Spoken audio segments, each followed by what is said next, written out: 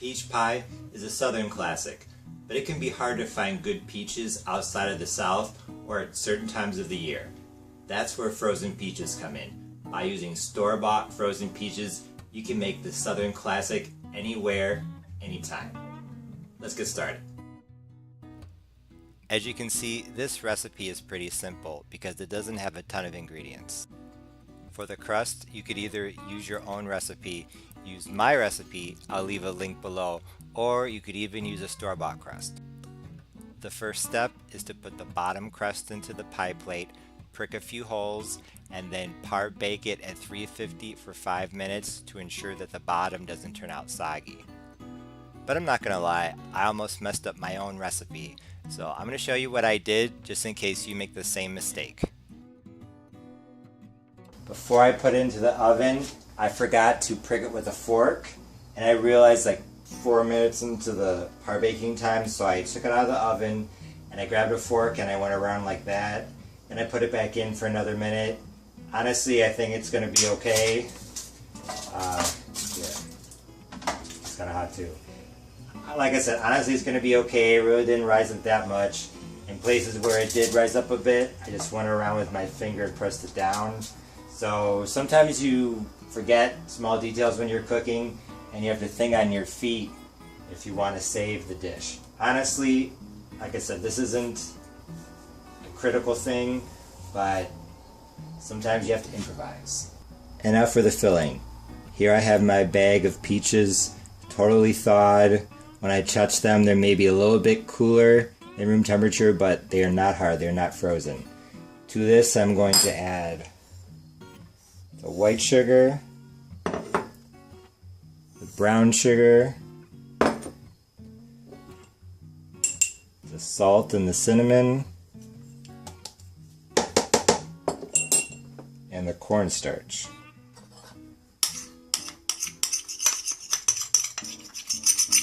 And all I have to do is mix the filling together and let it sit for I'll say 10 minutes to make sure it combines, and then put it into the pie shell, put the top on it, and then put it into the oven.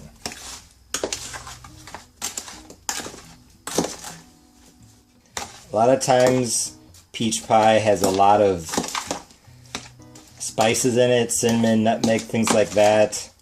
That's okay, but honestly, sometimes I feel like less is more is definitely true, and I feel like just a little touch of cinnamon and a little touch of brown sugar is perfect for this peach pie. So now the peaches are in the pie shell. All I did was just scrape this as much as I could, and then I took a spoon to spread out the peaches a little bit more uniformly. Now what I'm going to do is I'm going to put on the top crust. I already rolled this out between 2 pieces of wax paper, and like they say, it's all in the wrist. So I'm going to flip this over on top like this.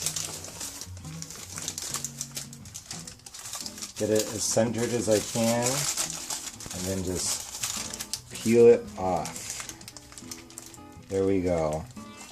I highly recommend rolling your pie crust between 2 pieces of wax paper. Just arrange it a little bit. Remember to cut some slits. I think this is more important than pricking the bottom, because if you don't cut slits, then the steam from inside, it will make the top crust rise, and it's going to create a hole underneath here. And I mean, you'll still be able to eat it, but it's not going to be very aesthetic. So what I like to do is I like to use a ruler, and I like to find the middle of the pie, 9-inch diameter, so the middle would be at 4.5. And I think it's really pretty to cut this pie into 8 slices. So I imagine cutting it in half, and then where I would cut a slice, I'll take my knife to cut some slits, and then I'll imagine cutting it in half again. Like that. Some more slits. And now it's in fourths. I will cut the fourths in half too.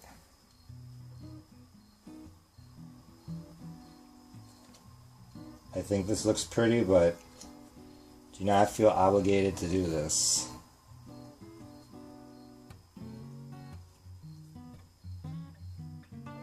There we go. That looks pretty. Okay, the slits have been cut, and now for the secret ingredient. Here in this bowl I have 1 tablespoon of light brown sugar and 1 tablespoon of white sugar. Just going to mix them together, and then I'm going to sprinkle this over the top of the pie. Has a little bit of crunch, a little bit of sweetness. The sugar caramelizes a little bit in the oven. It's really, really nice. And actually, people have asked me if this is cinnamon or cinnamon sugar. I think you could use cinnamon sugar, but honestly, I use this as a topping for all of my fruit pies, my cherry pie, apple pie, everything. And everyone says it's really good. A lot of people don't know what it is. They ask me, hey Parnell, what you put on top of that? So, this is my secret. I almost forgot I wanted to do a somewhat decorative border.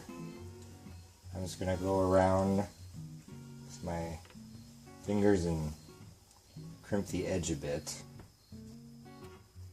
Honestly though, at this point, it is midnight. I'm ready for this to go into the oven and to get this done. But there. Ready. One more tip. Be sure to put your pie on a baking sheet, or in this case, a pizza pan lined with foil, just in case it boils over. You don't want to have to clean up the inside of your oven, especially not at 1 or 2 in the morning. So it just came out of the oven.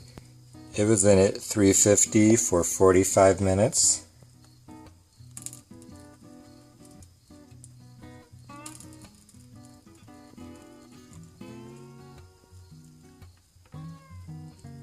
It's going to be delicious tomorrow. No doubt in my mind. And now the first slice of peach pie.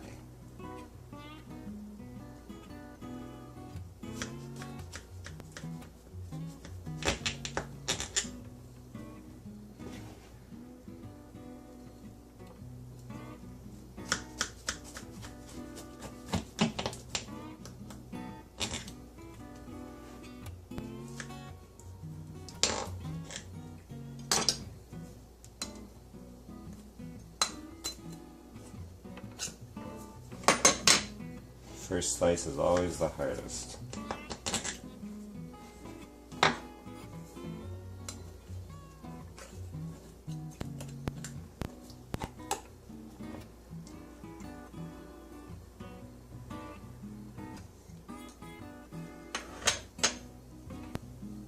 There we go. Peach pie.